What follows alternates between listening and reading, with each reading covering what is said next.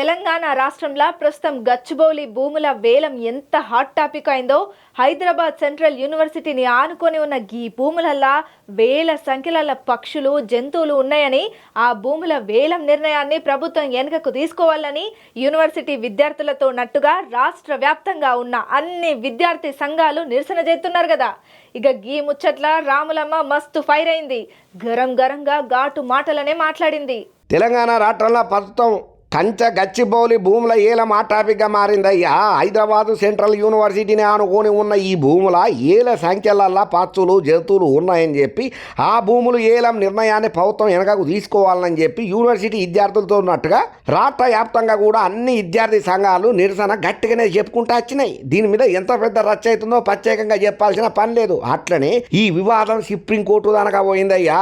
ఇవాళ మధ్యాహ్నం వరకు రిపోర్ట్ ఇవ్వాలని చెప్పి తెలంగాణ హైకోర్టు రిజిస్ట్రార్కు ఆదేశాలు జారీ చేసింది. అయితే చెట్ల నరికివేతను కొనసాగించొద్దని చెప్పి సిఎస్కు సైతం ఆదేశాలు జారీ చేసిన ముచ్చట మనందరికి ఎరికింది. ఇక ఇది ఇట్లుంటే రాష్ట్ర వ్యాప్తంగా సంచలనంగా మారిన ఈ భూముల ఏలం ఏదైతే ఉన్నదో వివాదం కాంగ్రెస్ నేత ఎమ్మెల్సీ విజయశాంతి మేడం ఉన్నది కదా, కొత్తగా పట్టపగ్గాలు చేతబట్టి ట్విట్టర్ ఏదికగా మత్తు గరం అవ్వకుండా రియాక్ట్ అయ్యిందయ్యా. ఆమె ట్వీట్లో ఏం రాసుకొచ్చిందయ్యా అంటే, హైదరాబాద్ సెంట్రల్ యూనివర్సిటీ పరిసరాలలో ఉన్న 400 ఎకరాల భూమిని బిల్లిరావుకు చెందినటువంటి ఐఎంజీ సంస్థకు 2004లో ఉమ్మడి ఆంధ్రప్రదేశ్ ముఖ్యమంత్రి కేటాయింపు చేసిండు. చంద్రబాబు నాయుడు ఆ భూములను ఇతరులకు కేటాయించుడు తెలంగాణ బీజేపీ దృష్టిలో న్యాయం సహేతుకం.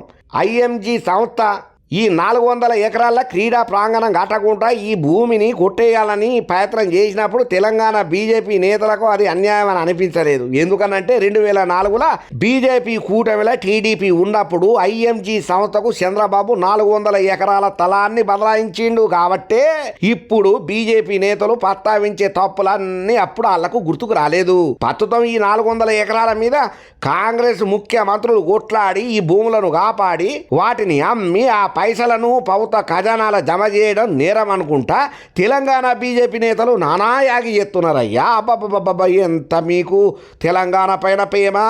మరి 2004లో ఐఎంజీ సంస్థకు ఈ భూములను అప్పచెప్పడం తెలంగాణ బీజేపీ నేతల దృష్టిలో నేరం అనిపించలేదా బాబు అని రాములమ్మ గట్టిగానే ప్రశ్నలు వేసుకుంటూ వచ్చిందయ్యా.